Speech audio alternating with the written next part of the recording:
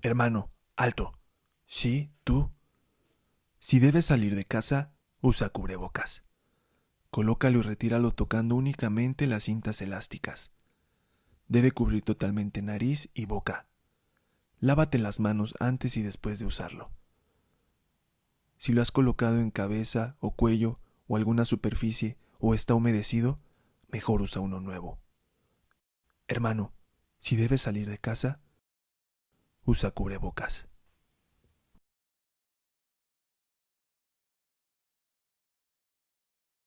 Hola hermanos, gracias le damos a Dios porque nos da la oportunidad de saludarnos a través de este medio nuevamente. Gracias a Dios porque Él nos ha sostenido hasta este día a pesar de las dificultades, de las pruebas, de que algunos nos hemos enfermado o hemos estado a punto de enfermarnos. El Señor ha sido fiel y nos ha sostenido y no nos ha dejado en medio de las pruebas. Vamos a darle gracias a Dios. Señor, en esta mañana te damos gracias, Señor, por tu amor, por tu misericordia en nuestras vidas. Gracias por tu fidelidad, Señor, porque tú sostienes a cada uno de tus hijos, Señor. Pero sobre todo te damos gracias, Señor, porque tú estás con nosotros, Señor, a través de tu Hijo Jesucristo, que se dio en la cruz, Señor, y derramó su sangre por cada uno de nosotros. En esta hora queremos alabarte y bendecirte, Señor. Recibe la honra y la gloria a Dios. En el nombre de Jesús. Amén. Y los invito, hermanos, a que abran su Biblia en el Salmo 23. Ya todos nos los debemos de saber. Dice así: Jehová es mi pastor, nada me faltará. En lugares de delicados pastos me hará descansar.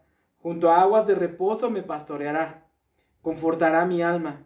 Me guiará por sendas de justicia por amor de su nombre. Aunque ande en valle de sombra y de muerte, no temeré mal alguno, porque tú estarás conmigo. Tu vara y tu callado me infundirán aliento. Aderezas mesa delante de mí en presencia de mis angustiadores. Unges mi cabeza con aceite, mi copa está rebosando. Ciertamente el bien y la misericordia me seguirán todos los días de mi vida, y en la casa de Jehová moraré por largos días. Y ese es el Dios en el que confiamos, en el cual podemos tener nuestra esperanza, en quien podemos escondernos, quien es nuestro refugio. Vamos a entonar este himno: escondo mi vida en Cristo.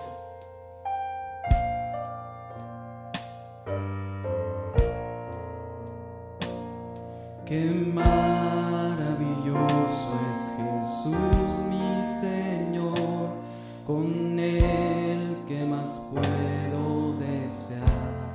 Es la roca herida que albergue me da, do fluye su amor sin cesar. Escondo mi vida en Cristo el Señor, la roca herida por mí.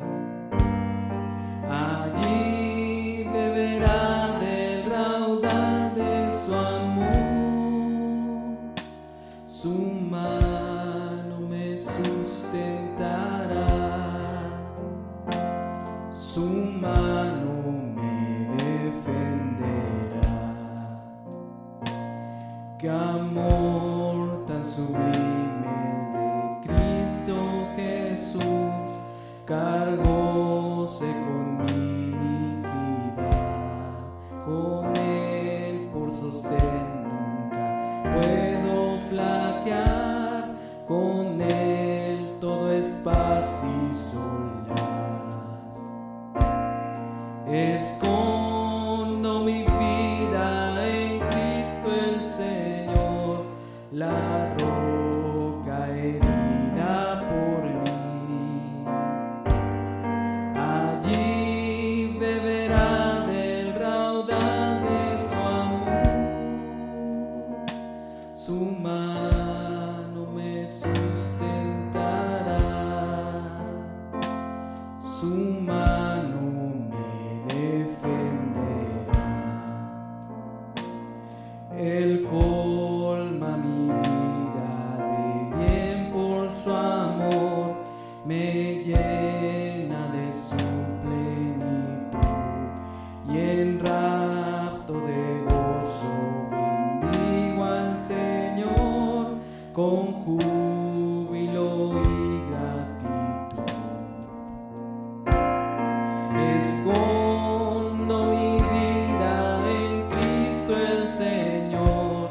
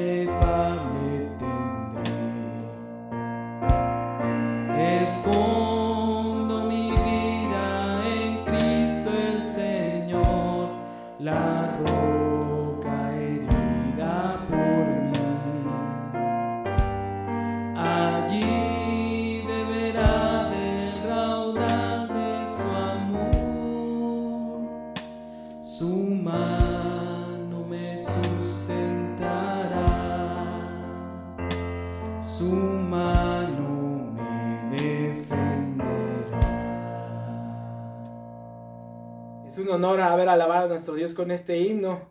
Y ciertamente el canto dice, su mano me sustentará, su mano me defenderá. Y es que podemos estar confiados en que con Él podemos saltar los muros y que Él nos da fuerzas para la batalla. Vamos a entonar este canto con mi Dios.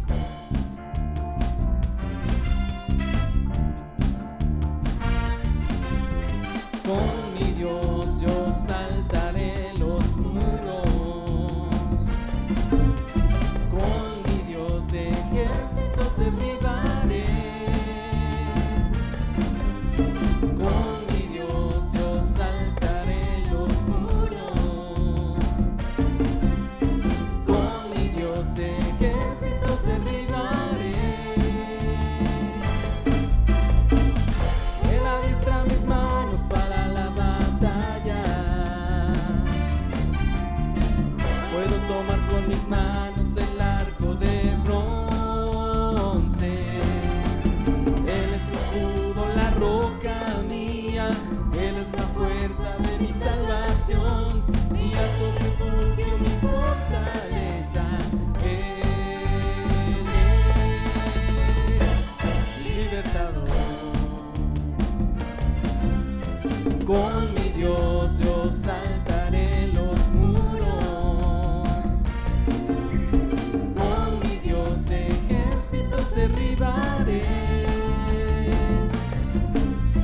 con mi Dios yo saltaré los muros, con mi Dios ejércitos derribaré. Él adiestra mis manos para la batalla. Puedo tomar con mis manos el arco de bronce. Él es su escudo, la roca mía. Él es la fuerza de mi salvación, mi alto refugio y mi fortaleza. Él es mi libertador. Él es mi libertador. Él es mi libertador.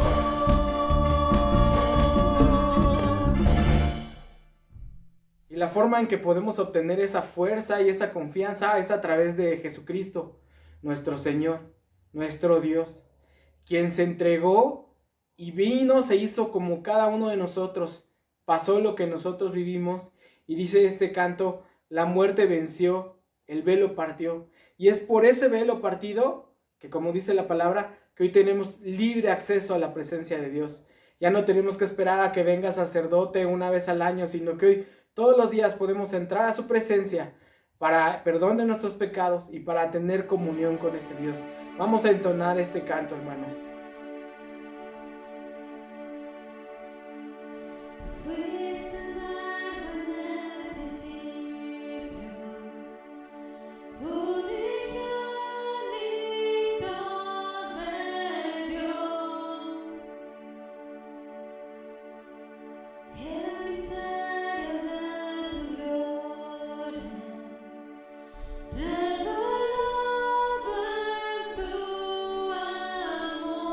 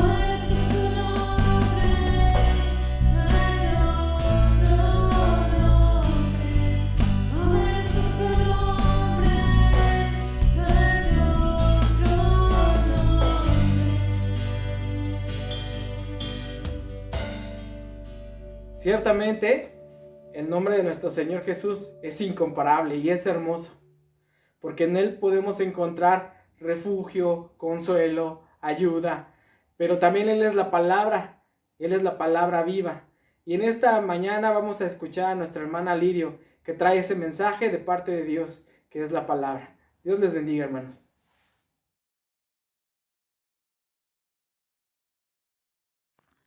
Dios les bendiga, hermanos. Es un gusto saludarles y poder juntos meditar en la palabra del Señor. Les invito a que abran sus Biblias en Colosenses capítulo 1 y vamos a dar lectura de Colosenses 1, versículos 15 al 23. Colosenses 1, 15 al 23. Dice la palabra del Señor de esta manera: Él es la imagen del Dios invisible, el primogénito de toda creación, porque en Él fueron creadas todas las cosas, las que hay en los cielos y las que hay en la tierra, visibles e invisibles, sean tronos, sean dominios, sean principados, sean potestades, todo fue creado por medio de Él y para Él. Y Él es antes de todas las cosas, y todas las cosas en Él subsisten. Y Él es la cabeza del cuerpo, que es la Iglesia, el que es el principio, el primogénito de entre los muertos, para que en todo tenga la preeminencia.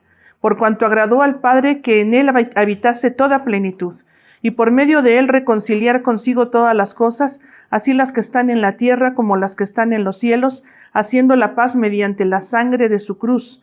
Y a vosotros también, que erais en otro tiempo extraños y enemigos en vuestra mente, haciendo malas obras, ahora os ha reconciliado en su cuerpo de carne, por medio de la muerte, para presentaros santos y sin mancha e irreprensibles delante de Él. Si en verdad permanecéis fundados y firmes en la fe, y sin moveros de la esperanza del Evangelio que habéis oído, el cual se predica en toda la creación que está debajo del cielo, del cual yo, Pablo, fui hecho ministro. Les invito a que hagamos una oración. Nuestro Señor, te damos gracias en esta hora por poder abrir tu palabra nuevamente, Señor, por estar dispuestos a escuchar lo que tú tienes para nosotros. Pedimos la dirección de tu Espíritu Santo, pedimos que nos enseñes, que el Divino Maestro abra nuestro corazón y nuestra mente a estas verdades, Señor, y transforme nuestra vida. Te rogamos que así sea, Señor, y te pedimos todo esto en el nombre de Jesús. Amén. Esta hermosa carta a los colosenses es una carta de las que fueron escritas durante el primer encarcelamiento del apóstol Pablo en Roma. Si nosotros recordamos en el libro de los Hechos, la vida y los viajes misioneros del apóstol, podemos darnos cuenta de cómo Dios y el Espíritu de Dios usó a este gran siervo, a este gran personaje para poder predicar el Evangelio y llevar el Evangelio sobre todo a los gentiles, aquellos que no eran judíos. Y esta carta es de las que decíamos es escrita en el primer encarcelamiento de Pablo. El libro de los Hechos termina con ese evento. Pablo en Roma, encarcelado con cierta libertad para poder recibir ahí visitas, para también estar predicando ahí la palabra y para escribir estas cartas, como esta carta a los colosenses. Pero hay un propósito principal de esta carta, que es exaltar por sobre todo a Cristo, el único, el incomparable. Él es todo, como dice aquí. Y era una defensa enérgica a Cristo, precisamente a su persona, a su divinidad, a su obra salvadora, porque había esa necesidad. Todos los escritos, sobre todo las cartas del apóstol y los escritos del Nuevo Testamento, tienen un propósito directo enfocado a alguna necesidad que se estaba viviendo en este primer siglo. Entonces las cartas del apóstol surgen de necesidades de las iglesias y de las comunidades, varias de ellas de las que él había fundado y otras donde él recibe noticias de esa necesidad. Y entonces surgen esas cartas como la respuesta a esa necesidad. Y Colosenses también es la respuesta a una necesidad, la necesidad que tenía la iglesia de Colosas como otras iglesias en ese primer siglo, en esa primera mitad del siglo, más o menos el año 60, 62 después de Cristo, de que había amenazas que se infiltraban dentro de la iglesia. La amenaza que estaba viviendo la iglesia en este momento era, por una parte, los judaizantes. Eso ya venía desde los primeros años de la vida cristiana y de la iglesia cristiana. Lo podemos ver en los primeros capítulos del libro de los Hechos, y podemos ver que fue necesario el concilio de Jerusalén en Hechos capítulo 15 para hablar de ese problema. Y lo que pasa es que los que recibían la palabra del Señor y eran judíos decían que no nada más era al recibir a Cristo el camino a la salvación. Decían, no hay que seguir guardando los ritos del Antiguo Testamento, hay que circuncidarse, hay que hacer esto, aquello, y entonces es necesario que los apóstoles hagan este concilio y dicen, no vamos a imponer la carga a los que se convierten, que no son judíos, más que estas cosas y llegan a un acuerdo. Pero era una fuerza que estuvo amenazando a la iglesia cristiana por este primer siglo y que ha resurgido a través de los siglos, como vamos a ver más adelante. Pero no nada más era esta fuerza de judaísmo que quería atraer a la gente, a los cristianos, les quería meter esa idea de que tenían que guardar también ritos del Antiguo Testamento. Era una mezcla de judaísmo también con filosofías orientales lo que se estaba viviendo. Eran esas filosofías y el inicio de una herejía que tomó mucha fuerza hasta el siglo II, que se llamaba gnosticismo. Entonces el gnosticismo era una filosofía que tomaba de aquí y de allá, era sincretista. Entonces esta filosofía, ahorita vamos a ver los principales postulados del gnosticismo. El gnosticismo decía que la materia es mala, Dios sí es bueno, pero la materia es mala. Entonces estamos atrapados en un cuerpo de maldad, pero todo lo que es espíritu es bueno. Entonces decían, Jesucristo no es Dios, Jesucristo solo es una emanación de Dios. Es un poder, hay muchas emanaciones de Dios, pero Jesucristo es una sola de las emanaciones. Sí es superior al hombre, pero no es como Dios. Y entonces decían los gnósticos, es necesario para la salvación, para la liberación de ese espíritu atrapado en la materia que es mala, es necesaria la iluminación, la gnosis. La palabra gnosis en griego significa conocimiento, y decían entonces ese conocimiento especial tiene que venir para iluminar, y entonces eso es lo que libera. Y el gnosticismo también tenía ahí angelolatría. La angelolatría era la adoración de ángeles, porque ellos creían que también eran emanaciones de Dios. Y este principio de gnosticismo que empezaba en estas décadas, junto con el judaísmo que hablaba de todo esto guardado del Antiguo Testamento, es lo que amenazaba a la iglesia de Colosas. Entonces, como era un abierto desafío a la persona y la obra de Cristo, el apóstol Pablo tiene que hablar en Colosenses de este propósito. Cristo es el preeminente, Cristo es el importante, Cristo es todo. Y ahorita vamos a ver los versículos que nos hablan de eso. La iglesia de Colosas estaba entonces siendo atacada, tratando de ser engañada, y con un peligro de que si ellos caían en el engaño empezaban un camino hacia la apostasía. La apostasía es apartarse de la fe, que habiendo sido salvos, habiendo gustado de la fe del Señor, porque eso lo dice aquí en Colosenses, y otras cartas del Nuevo Testamento también hablan de este evento que existe, que habiendo estado en el camino de la salvación, se pudieran apartarse y de la fe y tomar el camino de la apostasía. Entonces era una alerta, un peligro que ellos tenían que tomar en cuenta. Y vemos el contexto de los versículos que vamos a leer. Vemos que en el capítulo 1, los primeros versículos, el apóstol dice que ora por ellos, que tiene gratitud a Dios por escuchar de ellos y la preocupación por su desarrollo espiritual, como en otras cartas.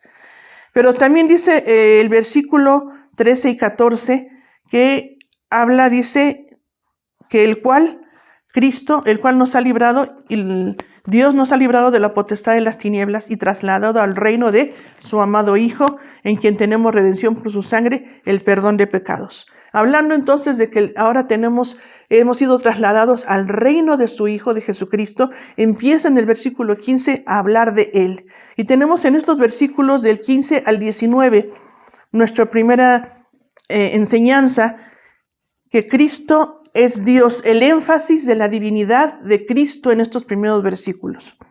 Cristo es Dios. Y si recordamos, la Biblia nos habla de las características de divinidad. Cuando vemos el tema de Dios, de la teología propia de Dios, vemos el tema de cristología y vemos el tema del Espíritu Santo. Y entonces vemos a través de la Biblia todos estos tres temas. Encontramos que la divinidad, para que alguien sea Dios, en este caso Padre, Hijo y Espíritu Santo, necesitan tener nombres divinos, necesitan tener atributos divinos, obras divinas y que reciban honra y gloria como Dios. Y aquí vamos a ver en estos versículos que nuestro Señor Jesucristo tiene estas características y es Dios. Y empieza el versículo 15 con el pronombre, dice, Él es la imagen del Dios invisible. Por lo pronto, en estos versículos del 15 al 23 encontramos 12 veces este pronombre, Él, siempre enfocando en Cristo, en Él, en Él. Si ustedes lo pueden ver aquí en la lectura, son varias veces, como decíamos, son 12 veces. Y dice el versículo 15, Él es la imagen del Dios invisible. La palabra imagen es la palabra eikon, de ahí viene ícono, y significa copia, esencia, médula. Cuando está diciendo que Cristo es la imagen de Dios, está diciendo es la sustancia de Dios, es la médula de Dios. Él es Dios mismo, es semejante. Él es, entonces dice la imagen del Dios invisible. Ya en Romanos 1:20, Pablo ya había usado esta frase. Dice, las cosas invisibles de Él, su eterno poder y deidad, se hacen claramente visibles, siendo entendidas por medio de las cosas hechas. Quiere decir, lo que no conocemos de Dios, Dios nos lo muestra, número uno, a través de la creación. Y vemos que también hay otro tipo de revelación, la revelación a través de la palabra, la revelación a través de su Hijo Jesucristo. Pero dice aquí, Él es la imagen del Dios invisible. Y dice este versículo, el primogénito de toda creación. Sabíamos que el primogénito es el que nacía primero en una familia, pero la palabra protótokos, que es la palabra primogénito, en este pasaje y en otros, quiere decir no el primer creado, no el primero que nació, sino quiere decir el preeminente, el que tiene preeminencia absoluta, el que tiene prioridad, el que tiene posición y rango más alto, el heredero, el dueño. Y entonces dice aquí, Cristo es el primogénito de toda creación, no porque haya sido creado, sino porque Él es el preeminente, es el principal de toda la creación. Y aquí vemos que una de las obras divinas, la obra que se le atribuye a Dios, como es Dios creador, y vemos que aquí se le dice que Jesucristo también es creador, es una de las obras divinas, por eso Él es Dios. Entonces este versículo 15 nos habla de eso, que Él es la imagen de Dios y Él es el primogénito de toda creación. Dice el versículo 16, porque en Él fueron creadas todas las cosas. Él es el origen de todas las cosas. Y aquí vemos, si Él fue creador, no puede ser creado, porque Él es el creador de todas las cosas. Y dice aquí, las que hay en los cielos y las que hay en la tierra, visibles e invisibles, sean tronos, sean dominios, sean principados, sean potestades. Está hablando entonces de todas las cosas terrenales y todas las cosas que no se ven, todas las cosas que no son terrenales, todo lo que hay en los cielos y en la tierra que se ve y todo lo que es invisible, todo lo que no se ve también aquí incluye a los seres angelicales. Y recordamos que una de las herejías gnósticas, uno de los errores de este principio de gnosticismo que empezaba aquí, es que decían que Jesús era un espíritu creado, igual que los ángeles. Por eso los ángeles eran también dignos de adoración, porque decían que era como Jesús un espíritu creado. Pero dice aquí que en Él fueron creadas todas las cosas. Él fue el creador de todo, incluyendo a los ángeles. Y dice, todo fue creado por medio de Él y para Él. Esta frase igual la dice el apóstol en Romanos 11:36 y dice ahí, todo fue creado por medio de Él y para Él. Y Romanos 11:36, cuando el apóstol termina esta doxología tan hermosa, después de hablar de toda la misericordia, las misericordias de Dios, dice, porque de Él y por Él y para Él son todas las cosas, a Él sea la gloria por los siglos de los siglos. Amén. Entonces, Él es el agente y para Él son todas las cosas. Él es el medio y el fin también de todas las cosas. Y es lo que dice este versículo. Entonces, Él es Dios, Él es creador, Él es todopoderoso, como vemos aquí, y dice el versículo 17. Y Él es antes de todas las cosas, y todas las cosas en Él subsisten. Aquí nos habla de su preexistencia, nos habla también de su eternidad. Él no tuvo principio, Él no tiene fin, Él es eterno. Como el Padre, como el Espíritu Santo, el Hijo es eterno. Y dice, por eso aquí es antes de todas las cosas. Esto nos lleva a recordar lo que en Juan capítulo 8, 58, el mismo Señor Jesucristo le dijo a sus discípulos y a los que estaban ahí, antes que Abraham fuese, yo soy. Y decían, ¿cómo es posible que nos diga? Y está hablando él de este atributo de su eternidad, de su preexistencia. Él es eterno. Y dice también este versículo 17, algo muy hermoso. Todas las cosas en él subsisten. Subsisten significa se mantienen juntas, mantienen su consistencia.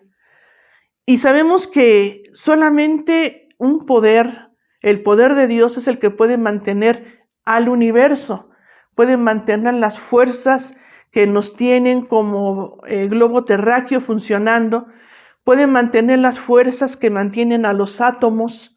Entonces es un equilibrio de fuerza, masa y energía que solamente el poder de Dios puede mantenerlos. Por eso dice, todas las cosas en Él, nuevamente nuestro Señor Jesucristo, subsisten, se mantienen juntas, mantienen su consistencia. Quiere decir, es algo que es una certeza. Y dice Hebreos 1:3, cuando habla también de nuestro Señor Jesucristo, habla el escritor de Hebreos, Dios habiendo hablado muchas veces y de muchas maneras en otro tiempo a los padres por los profetas, en este tiempo nos ha hablado por el Hijo, y dice también el versículo 3, el Hijo sustenta todas las cosas con la palabra de su poder. Aquí dice en Colosenses, todas las cosas en Él subsisten, y en Hebreos dice, Él sustenta todas las cosas con la palabra de su poder. Vemos Él, nuestro Señor Jesús, todopoderoso, atributo de Dios. Recordándonos, enfatizándonos que Él no es un ser creado, recordando a la iglesia de Colosas, no es como dice esta herejía, esta gente que llega, estos falsos maestros, no es de esa manera. Ustedes no tienen que creer eso para poder perseguir en la vida cristiana. Ustedes no tienen que guardar ritos judíos, ustedes tienen que reconocer que Jesucristo es Dios, que Él es la imagen del Dios invisible, que Él es el que sustenta toda la creación con su poder. Y dice el versículo 18, y Él es la cabeza del cuerpo, que es la iglesia. La cabeza del cuerpo y la iglesia. La cabeza, y aquí enfatiza mucho el sentido de cabeza en el Nuevo Testamento, la unidad y el sustento. La cabeza sustenta al cuerpo, la cabeza da unidad al cuerpo. Y dice que la iglesia es su cuerpo. Esta metáfora que la usa aquí el apóstol Pablo, la usa también en Romanos, donde vemos que por esa unidad y ese sustento de nuestro Señor de la cabeza, nosotros como iglesia pudimos nacer de Él, vivimos por Él y vivimos para Él. Y la iglesia podemos seguir porque tenemos a nuestra cabeza, que es el Señor Jesucristo. Y dice este versículo, el 18, el que es el principio. Y esto me recuerda a mí el pasaje de Apocalipsis donde el Señor Jesucristo mismo dijo, yo soy el alfa y la omega, el principio y el fin. Todo lo encierra nuestro Señor.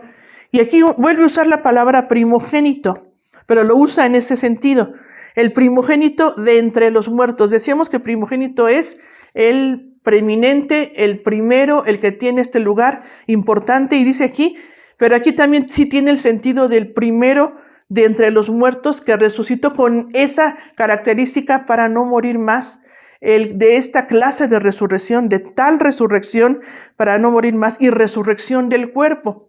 La herejía que tomó más fuerza del gnosticismo después de este tiempo decía que si la materia es mala, entonces Cristo no tuvo cuerpo y Cristo no resucitó corporalmente, y que cuando Él resucitó era una apariencia. La palabra doqueo, que es apariencia, de ahí vino después la herejía del docetismo, donde habla de todo este error del enemigo para quitarle a nuestro Señor Jesucristo esta característica de Dios Todopoderoso que venció a la muerte.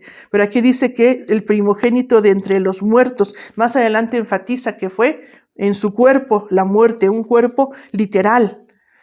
Dice, para que en todo tenga, estamos en el versículo 18, para que en todo tenga la preeminencia, la importancia. No puede ser que Cristo sea un ser creado, como estaba aquí introduciéndose esa herejía.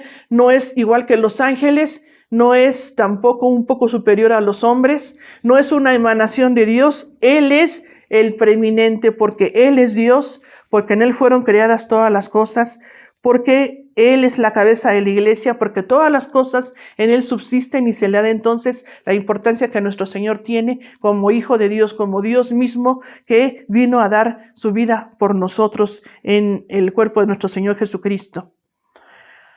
Y dice el versículo 19, por cuanto agradó al Padre que en Él habitase toda plenitud. Agradó entonces al Padre, aquí menciona al Padre, y agradó que en el Hijo, en el Señor Jesús, habitase la plenitud. La palabra plenitud, la palabra en griego pleroma, quiere decir aquello que llena, que completa, que impregna, que cumple, o sea, todo lo que llena, todo lo que completa. Y esta palabra plenitud, pleroma, 11 veces la usa Pablo. La usa Pablo en sus distintas epístolas y la aplica precisamente a la Trinidad, la aplica a Jesucristo, la aplica al Padre, la aplica al Espíritu Santo, y hablando de que Él lo llena todo. Por eso dice este versículo, en Él habitase toda plenitud. No es únicamente una energía de Dios, una emanación de Dios. Toda la plenitud de Dios está en Jesucristo. Toda la plenitud de Dios la conocemos a través de su Hijo Jesucristo. Y Él nos muestra al Padre y Él nos vino a dar toda esa bendición de conocer a nuestro Dios. Entonces, dice aquí, toda la plenitud. Lo dice mismo Colosenses 2:9. Colosenses 2:9. Porque en Él habita corporalmente toda la plenitud de la deidad. Nuevamente lo dice aquí en este versículo. Y entonces, vemos esto tan importante que nos habla del Señor Jesucristo en nuestros primeros versículos, en los versículos del 15 al 19. Nos habla de quién es Cristo. Algo que tenía que recordar esta iglesia de Colosas, porque estaban entonces algunos tambaleando, algunos sí creían lo que los falsos maestros. Recuerden que la aparición de falsas enseñanzas, de herejías, de falsos maestros, de la verdad mezclada con error, tiene esta historia desde que empezó la iglesia cristiana. Por eso las advertencias del apóstol, las advertencias del Nuevo Testamento de que tengamos cuidado, del mismo Señor Jesucristo desde el Sermón del Monte, cuando dijo que tuviéramos cuidado con aquellos que se disfrazaban de ovejas, pero que eran por dentro lobos rapaces, y dijo, por sus frutos los conoceréis. Y toda esta advertencia que tiene el Nuevo Testamento tan importante y que tiene aquí para la iglesia de Colosas, hay que tomarlo en cuenta, y los lectores de aquel tiempo tenían que estar muy listos porque el enemigo tenía estas maquinaciones que se sigue teniendo a través del tiempo y de toda la historia de la iglesia, las mismas herejías disfrazadas que ahora se le llaman de otro nombre, pero algo que ataca directamente a la persona y a la obra de nuestro Señor Jesucristo y a la divinidad de nuestro Señor Jesucristo, pues es una estrategia del enemigo para poder apartar a la gente de la fe. Como decíamos, desde la edad temprana de la iglesia, el apóstol y otros escritores hablaron de esto. Por ejemplo, en la carta a los Gálatas era un peligro porque no era la herejía gnóstica en ese tiempo, porque todavía no estaba tan presente, pero era en este caso de la carta a los Gálatas los judaizantes, donde enfatizaban tanto los ritos que les dijo el apóstol, ustedes no se suelten, dice, porque puede ser que se suelten y que caigan de la gracia de Dios. Y aquí entonces la advertencia también a los colosenses es esta: no es lo que ustedes han escuchado, lo que está circulando, lo que se está infiltrando en algunas iglesias de ese tiempo y de ese lugar. Cristo es Dios, Él es la imagen, Él fue el creador, todo está creado por medio de Él, todas las cosas en Él subsisten, Él es la cabeza de la iglesia y en Él habita toda la plenitud de la deidad.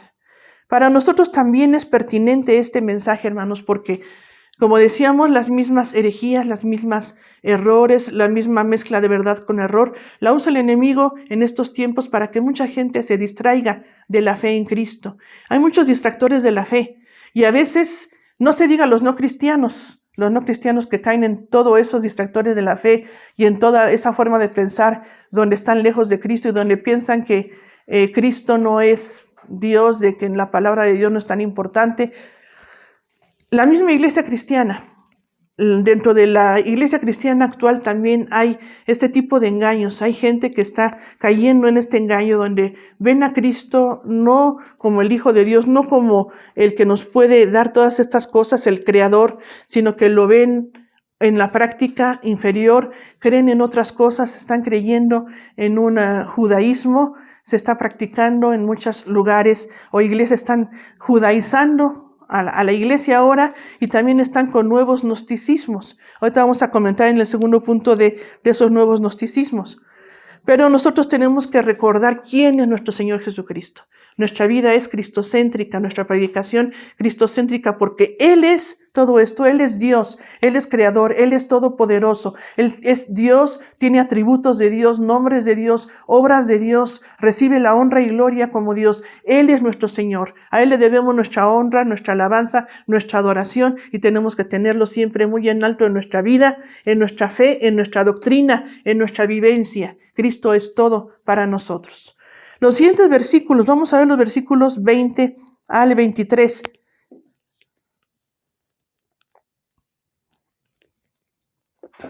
Estos versículos 20 al 23 nos hablan de esta segunda enseñanza, donde nos dice que recordemos como iglesia, hay que recordar a la iglesia de Colosas que Cristo es el único medio de reconciliación con Dios.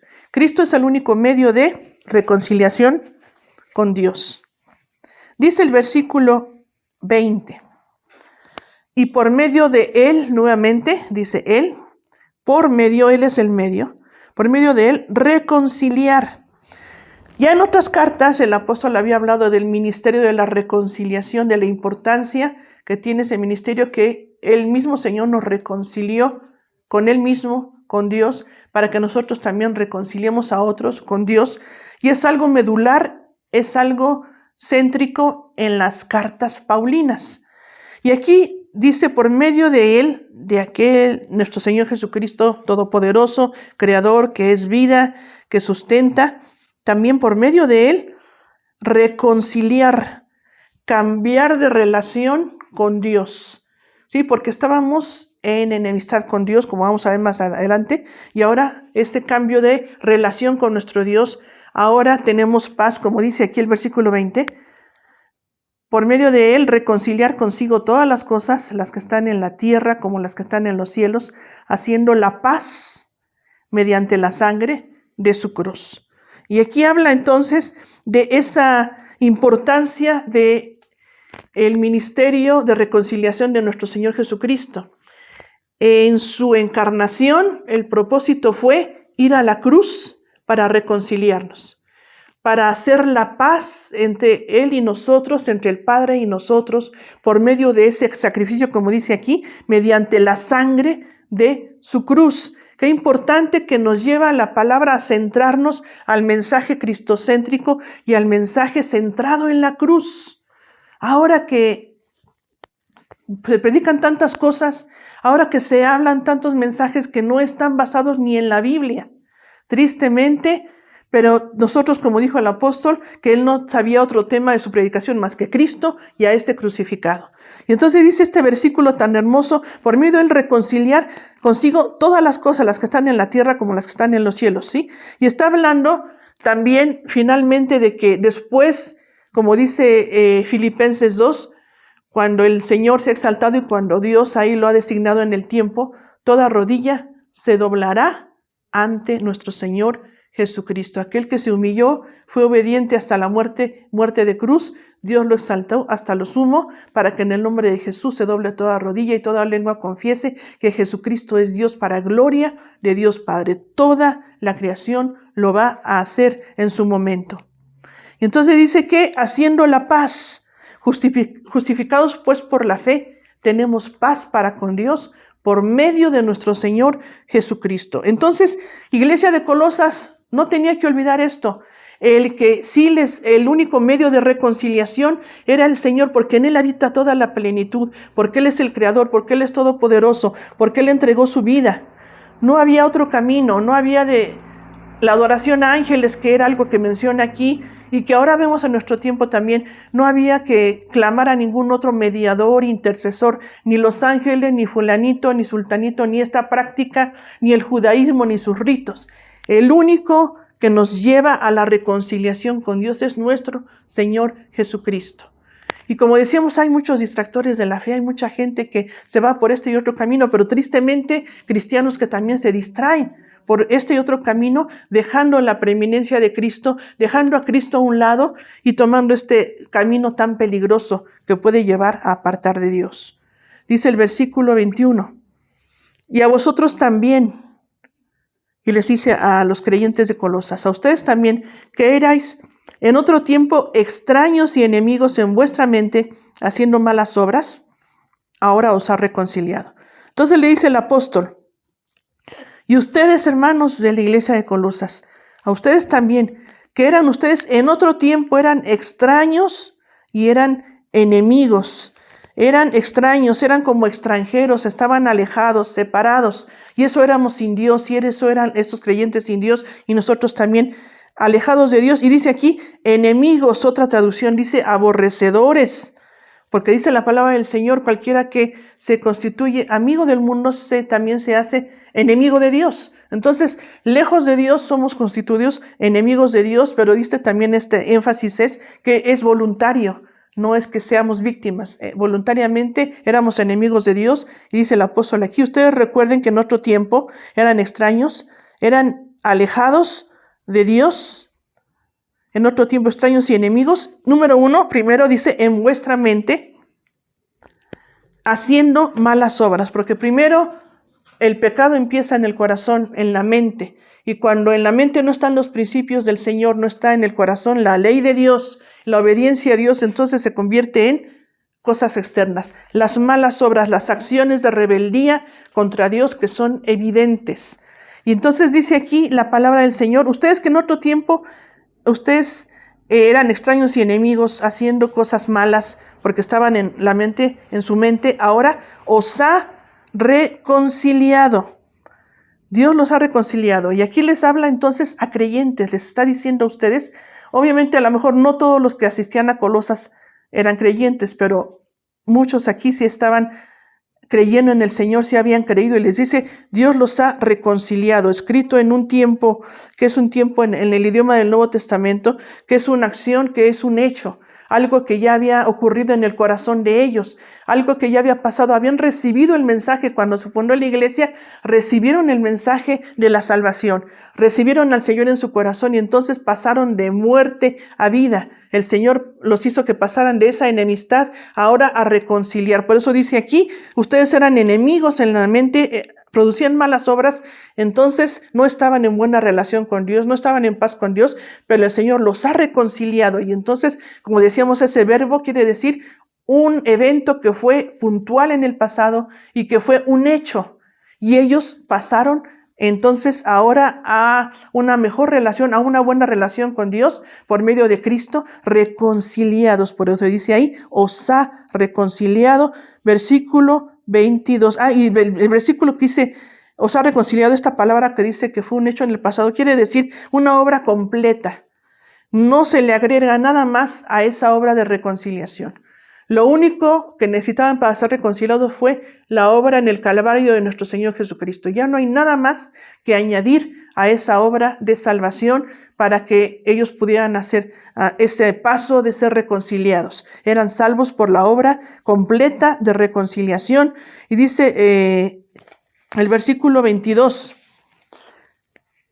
ahora os ha reconciliado en su cuerpo de carne. ¿Recuerdan lo que dijimos de la herejía que estaba aquí, empezando del gnosticismo, donde no se le decía que el Cristo divino no era el mismo del Cristo humano y que Cristo no pudo haber sufrido en la cruz, todo porque no era aparente su cuerpo y que no resucitó corporalmente? Dice aquí el versículo 22, en su cuerpo de carne, enfatiza aquí el cuerpo del Señor Jesucristo que fue molido por nuestros pecados, y dice por medio de la muerte, para presentaros santos y sin mancha e irreprensibles delante de Él. Entonces, reconciliados, dice aquí el apóstol, les dijo a los colosenses, para que ahora ustedes sean presentados santos, que es separados para Dios, sin mancha, sin reproche, irreprensibles, delante, o también otra traducción dice enfrente de Él, precisamente enfrente de Él, presentados de esta manera. ¿Por medio de quién? de nuestro Señor Jesucristo, por medio de su obra completa en la cruz del Calvario. Y entonces era posición que ellos tienen ahora de reconciliación, la posición de santos, irreprensibles y sin mancha, pero también no nada más era de esa santificación posicional, está hablando también para andar ahora en amor, para vivir para Él, porque lo vemos más adelante en el versículo 23. Pero dice aquí el versículo 22, para presentarnos santos y sin mancha irreprensibles delante de Él. Y dice el versículo 23, lo que decíamos, lo enfatiza el 23, que ahora no nada más es cómo Dios nos ve a través de Cristo, sino para qué. Para que dice, si en verdad permanecéis fundados y firmes en la fe, y sin moveros de la esperanza del evangelio que habéis oído, el cual se predica en toda la creación que está debajo del cielo, del cual yo, Pablo, fui hecho ministro. Entonces dice aquí el apóstol a los creyentes de Colosas, ustedes fueron reconciliados, ustedes siendo extraños, ahora han sido reconciliados, salvos en su cuerpo de carne por medio de la muerte, para que ustedes ahora estén delante de Dios, santos y sin mancha, irreprensibles delante de Él, pero también para que ustedes permanezcan, dice, si en verdad permanecéis fundados y firmes en la fe. Permanecer es perseverar, persistir, y permanecer está en un tiempo que es un tiempo presente.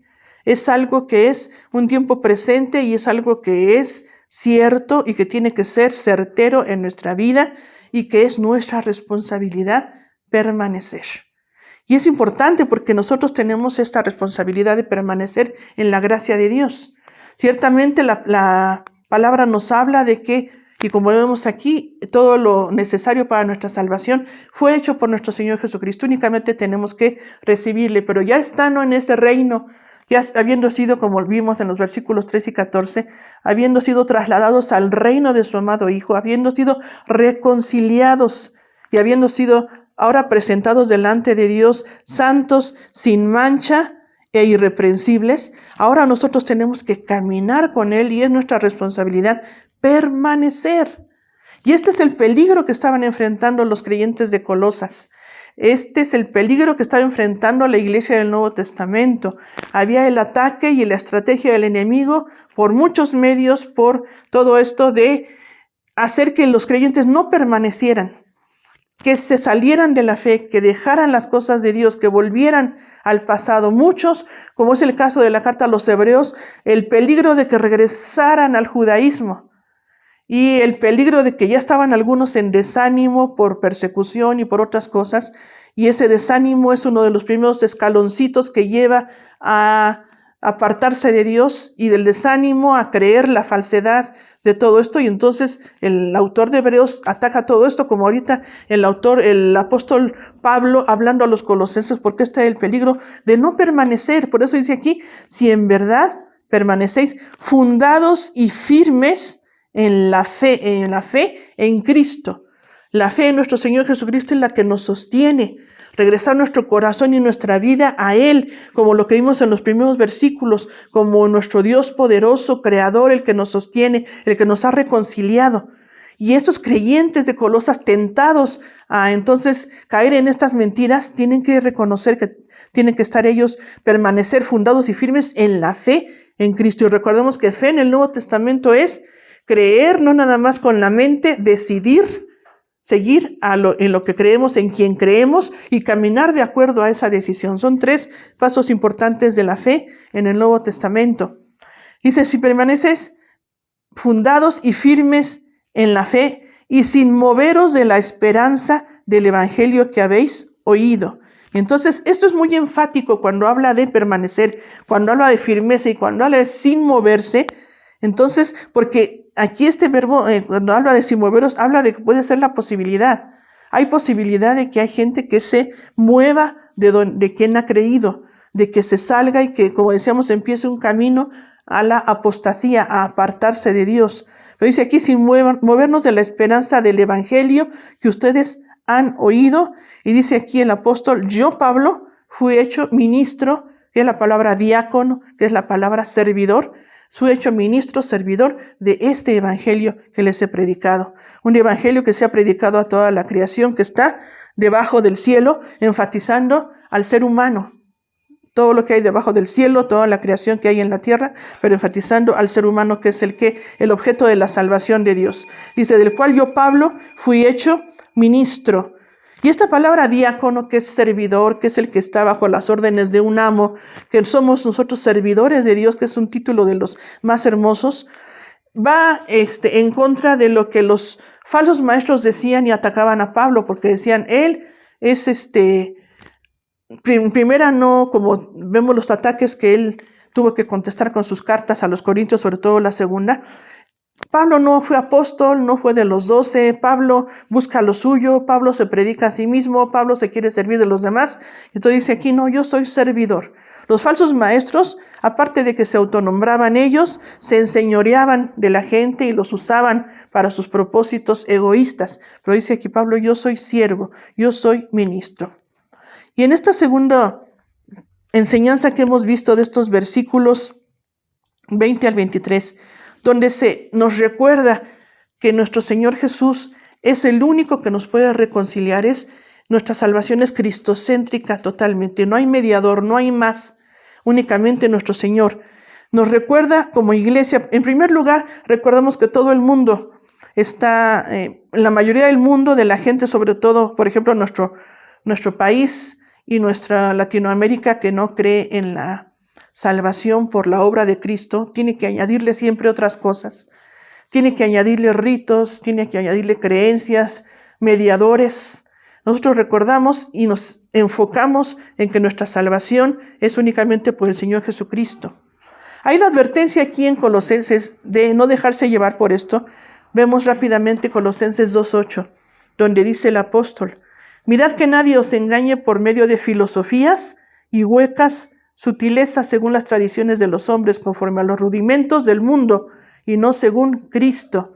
Aquí dice algo muy importante, no nos detenemos porque eso es que ustedes lo van a estudiar más adelante, pero dice filosofías, huecas sutilezas, tradiciones de hombres, rudimentos del mundo.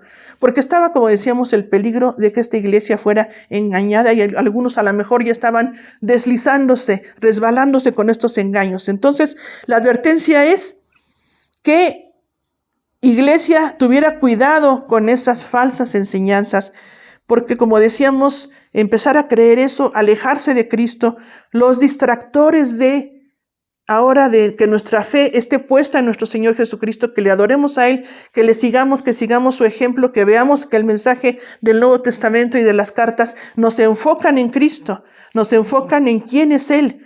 Y ahora lo que estamos viviendo en nuestros tiempos es distractores de la fe. Y estamos hablando dentro del mundo cristiano, porque así como en este tiempo de esta predicación, de esta carta que el apóstol envió a los creyentes de Colosas, en nuestros tiempos también hay estas falsas enseñanzas, estos ataques de los judaizantes. ¿Cuántos problemas vemos por iglesias que parecen más judías que cristianas? Ahora con la moda de hace algunos pocos años, de enfatizar el idioma hebreo. No es que esté mal estudiar la palabra de Dios ni estudiar los idiomas originales, eso es excelente. Pero ahora estudiar el hebreo como que nos lleva más a acercar a la gracia de Dios, y ya no decir Jesús, decir Yeshua, y ya no de saludarse de esa manera, saludarse de otra, y usar entonces la vestimenta judía, no se diga las danzas judías, no se diga el peinado judío. Yo conozco gente que dejó el cristianismo, más bien se reúnen en iglesias judaizantes donde ya están completamente apartándose de la fe en el Señor. Y es muy triste, no nada más esto, sino también los nuevos gnosticismos, así como el énfasis del gnosticismo en estas décadas, en estos primeros siglos, de desviar la fe de Cristo y darle a Cristo otro lugar, segundo, tercero, y decirle a la gente que necesitan iluminación especial. ¿Cuántos gnosticismos hay ahora en las iglesias? De los iluminados, de aquellos que han tenido revelaciones, de que cada vez más y más Dios les habla y les dice, de aquellos gnosticismos donde se le quita el enfoque al Señor Jesucristo, de aquellos gnosticismos de mezclas de filosofías orientales con cristianismo tan triste, donde hay prácticas que no son cristianas 100%, que no son bíblicas, donde a la oración ya no se le dice como en la palabra oración, donde se le dice que es vibrar en conjunto, la energía que vibra en conjunto, donde vemos tantos falsos enseñanzas, tantos falsos conceptos, tantas falsas prácticas que nos desvían de la fe en Cristo. Y tristemente, como decíamos, eso es un camino a estarse apartando cada vez más de la palabra. Y hermanos y pueblo de Dios, tenemos que regresar a la palabra y tenemos que decir, Señor, tú eres el único. Mi vida tiene que estar enfocada en ti, porque dice aquí la palabra que Cristo nos ha reconciliado con Dios. Nos da la paz, su obra es completa en la cruz. Nosotros también, como los creyentes de Colosa, los creyentes, en otro tiempo habíamos sido extraños y enemigos en nuestra mente y hacíamos obras malas delante de Dios, pero ahora el Señor nos ha reconciliado, nos ha pasado de las tinieblas a su luz. Hemos gustado la fidelidad de Dios, la salvación se nos ha dado. Únicamente nos arrepentimos y recibimos esa bendición. Y dice que esto es para ahora presentarnos delante de Él, firmes, permaneciendo en Él, sin movernos de la fe en Él. Y esta advertencia es para nosotros también. Nosotros tenemos que permanecer. Los tiempos son difíciles. La palabra de Dios nos dijo que en los postreros días habría todas estas cosas que estamos viviendo. Y en estos tiempos difíciles, el mensaje sigue siendo de urgencia a permanecer en Cristo. Si usted se ha desanimado, no pase mucho tiempo ahí, levántese. Todos en esta situación de crisis hemos pasado a lo mejor por momentos difíciles, algunos hermanos por pérdidas, pero tenemos que levantarnos con la ayuda de Dios. Dios está con nosotros. Dios está con nosotros y Él sabe el tiempo de todas las cosas. Entonces, si hay desánimo, si hay duda, si hemos tenido algún distractor de la fe en Cristo, tenemos que decirle, Señor, ayúdame a ver cuál ha sido el distractor en estos meses y yo quiero enfocarme en ti, Señor Jesús, porque tú eres el único. Tú sabes todas las cosas, tú eres poderoso, tú me has rescatado, tú me has ayudado y por eso yo vengo delante de ti. Entonces, el llamado para nosotros en esta hora, hermanos, es que podamos enfocarnos en el Señor. Él es el importante. Él es el preeminente. Él es la imagen del Dios invisible. Él es el creador.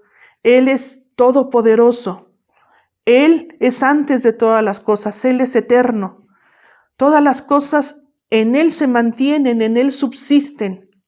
Él es el primero de la resurrección, porque nosotros resucitaremos con Él. Nuestros seres amados y los que se han ido en estos meses resucitarán con Cristo, aquellos que estuvieron en la fe en el Señor, porque en Él habita toda la plenitud, todo es para Él, todo es por medio de Él. Y Cristo es el medio de reconciliación, nos ha reconciliado para que nos presentemos delante de Él, santos y sin mancha, irreprensibles, y para permanecer en la fe en Él, para persistir, para ser perseverantes en la fe, para estar fundados y firmes en la fe y sin movernos de la esperanza. Varias cosas importantes que tenemos a lo que tenemos que dedicarnos en este tiempo, aparte de todo lo que Dios nos ha puesto para hacer, pero en cuanto a nuestra vida interior y nuestra fe, permanecer en el Señor, permanecer en Él y decirle, Señor, ayúdame a permanecer en ti, levántame, fortaléceme, que yo dejé de esos distractores, que eso, estrategia del enemigo para distraer a la iglesia, para apartar a muchos de la fe, conmigo no funcione y con nuestra iglesia no funcione, y en el nombre de Jesús me levanto, intercedo y oro por mis hermanos y edifico a mis hermanos como yo pueda hacerlo, porque tenemos que edificarnos unos a otros, pero la palabra es la que nos sostiene, los alimenta, la oración, la comunión ahora por estos medios o por las llamadas como podamos, pero sobre todo el poder de Dios a través de su palabra, de la oración y el Espíritu Santo que está en nosotros trabajando para que estemos firmes y sigamos adelante. Vamos a orar, hermanos. Les invito a que cierren sus ojos y oren conmigo. Nuestro Padre, te damos muchas gracias. Alabamos tu santo nombre, Señor, en esta hora, porque podemos ver tu palabra, Señor, y ver lo importante, Señor, que es tomarla para nuestra vida, Señor, arraigarnos en ella, Señor, que ella esté implantada en nuestro corazón y en nuestra mente. Gracias, Señor, porque en este tiempo, como ahora, Señor, necesitamos recordar este mensaje tan importante. Necesitamos recordar, Señor, que nuestra fe tiene que estar fundada, Señor, en ti. Tú eres, Señor, el centro de todo. Tú, Señor Jesús, eres todopoderoso. Que podamos recordar, Señor, que tú eres Dios, que tú eres todopoderoso, que tú eres creador, que tú eres eterno, que tú, Señor, eres la cabeza de tu iglesia, que tú nos sustentas, nos sostienes, Señor. En ti habita toda la plenitud, nuestro Señor Jesús. Por eso a ti sea la honra, la gloria y la alabanza. Y también, Señor, que tú nos has reconciliado. Tú eres el único medio para tener paz con Dios. Tú eres el único, Señor, que entregaste tu vida y en la obra de el Calvario, Señor, estaba consumado todo, hecho todo. Ya no hay más, Señor. Pero sabemos, Señor, que el enemigo quiere engañar a nuestra generación, Señor, con esto. Señor, a los que están fuera de la iglesia, que no te conocen, ilumina sus vidas, pero a nosotros, la iglesia, que no nos desviemos, Señor, de estos principios, que no nos desviemos de la fe en ti, mi Señor Jesús. Que podamos, Señor, dejar esos distractores ahora de iglesias judaizantes, de nueva era, de prácticas, de cosas que no te agradan, Señor, que únicamente nos enfoquemos en lo que te agrada, en lo que tu palabra nos muestra, porque tu palabra es la que nos ilumina, lo que nos alumbra, Señor, es lámpara a nuestros pies. Por eso te pedimos tu bendición. Yo ruego por tu iglesia, Señor, que tú bendigas a todos mis hermanos, Señor, que están escuchando este mensaje, Señor, que tu gracia y tu poder sean sobre cada uno de ellos, Padre. Bendice, Señor, a mis hermanos, bendice a los pastores, bendice a los siervos, Señor, bendice a toda tu iglesia, Padre, y que esta palabra, Señor, toque nuestro corazón, Señor, nos transforme y nos ayudes a seguir adelante, Señor. En este tiempo de prueba, Señor, tu nombre sea glorificado. Trabaja con nosotros, Señor, y da fruto en nuestro corazón como tú quieres, Padre. Te lo pedimos y te lo suplicamos en el nombre de Jesús. Amén. Dios les bendiga, queridos hermanos. Un gusto saludarles.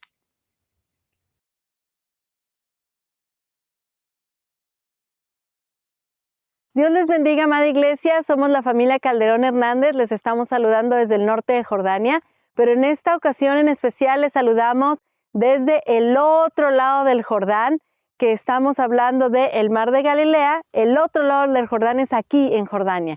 Estamos muy emocionados por contarles en esta ocasión un poquito de la historia muy breve de lo que pasó de este lado del Jordán. Dice el capítulo 5 de Marcos en el versículo 1. Vinieron al otro lado del mar, a la región de los Gadarenos. Si usted recuerda, en el capítulo 4, habían estado en la barca, los discípulos de Jesús, habían tenido mucha tempestad en la noche, etcétera, etcétera, y después llegan en el capítulo 5, versículo 1, a este lado del Jordán, a esta zona, el área de los Gadarenos. Y entonces cuando llegan a esta zona, que era una zona como extranjera para ellos, en esta parte no era conocido todavía Jesús, ni lo que él hacía, ni los milagros, lo primero que encuentran es un endemoniado que seguramente estaba en toda esta zona, la Decápolis, Gadara, que está un poco más arriba de aquí de donde nosotros estamos y que está relativamente muy cerca de donde nosotros vivimos. En esta zona él se movía y dice la Escritura que Jesús trajo una sanidad a él de una manera tan tremenda que entonces en la vida de él fue tan impactado que después el gadareno, ya sin los demonios, llega a la zona de Decápolis y empieza a predicar y a hablar de lo que Jesús había hecho en su vida. Mire qué tremendo es esto. Esta es una bendición grande, porque gracias a la sanidad, a la liberación que Jesús hizo de un solo hombre, una de las 10 Decápolis pudo ser impactada y entonces el evangelio empezó a correr de este lado del Jordán, en una tierra extranjera, en esta tierra donde el Señor a nosotros nos ha enviado. Sabes, yo no sé a dónde el Señor te ha enviado, a tu trabajo, a dónde te ha enviado, en la escuela, a dónde te ha enviado el Señor a hacer luz. A lo mejor te ha llamado a alguna otra nación y estás preguntándole al Señor 1001 confirmaciones, pero déjame decirte que este es el tiempo, en este tiempo de encierro, en este tiempo de COVID, es el tiempo perfecto para que tú y yo seamos esa luz resplandeciente en medio de la oscuridad. Dios te bendiga, amada iglesia. Estamos muy agradecidos por todo el amor, por todas sus oraciones que hacen a favor de nuestra familia y sobre todo porque podemos hacer equipo juntos para seguir sembrando la palabra de este lado del Jordán. Dios les bendiga.